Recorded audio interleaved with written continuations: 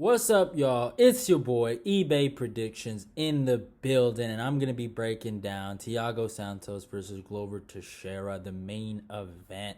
This is basically a title eliminator to figure out who's gonna be the number one contender after Dominic Reyes and Juan Blachowicz fight. So I love this fucking fight, but let's read the stats off. Thiago Santos comes in 21-7 from Brazil, age 36, height of 6'2", and a reach of 76. Glover Teixeira is 31-7. Also, Thiago Santos is the number 3 light heavyweight in the world, and Glover Teixeira is the number 4 light heavyweight in the world. Don't let me forget that. From Brazil for Glover Teixeira, he's 40 years old, 6'2", and 76 reach. So basically, they have the same height and same reach. So that's going to be interesting. So to see how the distance management works. But in terms of like notable wins, man, for Glover Teixeira, I don't know if you can consider Anthony Smith a notable win, but he is coming off a victory over Anthony Smith. I guess Rashad Evans, Bader. In terms of like, high level wins, I respect. At the time, we got to win over Oven St. Preux, Patrick Cummins, Jared Cannonier, Mirsha Serkinov, Carl Robertson, Ian Kutalaba, and Nikita Krylov. And yeah, he's coming off a win over Anthony. The destruction of Anthony Smith, by the way, which I predicted right, which makes my day every day, man. That is something I am so proud of. But Thiago Santos is he's coming off a controversial loss to John Jones. A lot of people thought he beat John Jones. I didn't think he beat him. I thought John won that fight. It was close though. But he has wins over Juan Blachowicz, who's going to be fighting for the title, Jimmy Manuwa, Eric Anders, Kevin Holland, Anthony Smith. They both have wins over Anthony Smith. That's actually super interesting. Jack Hermansson, who's going really crazy at fucking middleweight. But you got to understand, these wins, you have to hold them at a certain regard because during the timing, and Hermansson wasn't. Like, Thiago Santos and Hermansson weren't top-level middleweights at the time. So you got to hold that. He has wins over Elias Theodore. Who else? Oh, he has a loss to Vicente Luque? That's crazy. But yeah, like, you have to look. Here's the thing about Thiago Santos. I think a lot of people kind of overrate him at light heavyweight. He was not that good at middleweight, man. I remember last time he got knocked out by David Branch. He has losses to Uriah Hall. I respect Uriah Hall. I think Uriah Hall is a good fighter. Cesar Ferreira.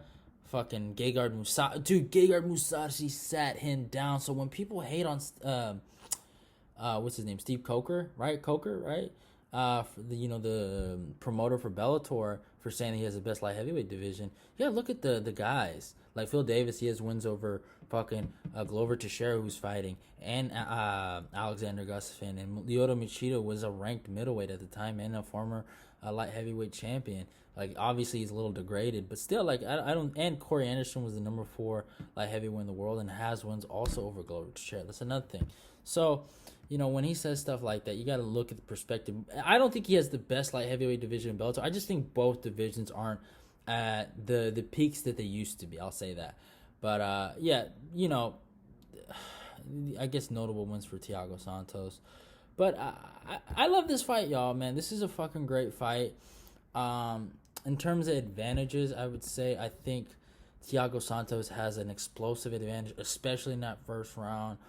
And a power advantage. I would say that. Even though Glover packs a punch, he doesn't have that speed. Can Thiago Santos replicate what Rumble Johnson did? That's the biggest question. Now, Glover Teixeira has been able to handle some explosive guys like Ian Kutalaba, man. When he fought Ian Kutalaba, he got dropped, if you remember. That's one of my favorite Glover Teixeira fights of all time, by the way. He got dropped, and then he recovered, and he fucking put it on him, and he showed him the resurrection was real, and he tapped him out Nate Diaz Connor style, low-key. And so he's been able to deal with guys, but he's also had problems with guys like that. So, really, and Carl Robertson. I remember Carl Robertson. I think he had Carl Robertson. Like, I think he had what's his face? He had him taken down, and Carl was throwing them elbows right here. He was like, bow, bow. And it looked like Glover was out. I might be wrong, but I thought Carl almost knocked him out. So Glover's pretty durable. He's tough as fuck. He's hard to take out. When you take him out, you get a lot of respect, I feel like. So here's what I'm going to say. I think And I think Glover's advantage is obviously in the grappling. I think Glover has a little bit of a grappling advantage. I think, I know a lot of people are going to call me crazy for this. I think Glover can get it done. I really do. I think Thiago Santos, fuck, man, I don't know. Here's what I'm banking on. Thiago Santos got fucking destroyed. Had his knees destroyed. And here's what I'm going to be praying for my prediction. That he's not going to come back the same guy. Like Luke Rockhold, when he had that shin injury, when he fought Yoel Romero, you could just tell he's not the same guy. The kicks weren't as fast as they used to be in the Blachowicz fight. Go look at that Blachowicz fight. They weren't the same. And when you suffer injuries like that, you just need a lot of time to recover. And sometimes, even when you get the time can kill you. You know, it's really hit or miss in who can recover. You just got to recover the right way. It's kind of hard.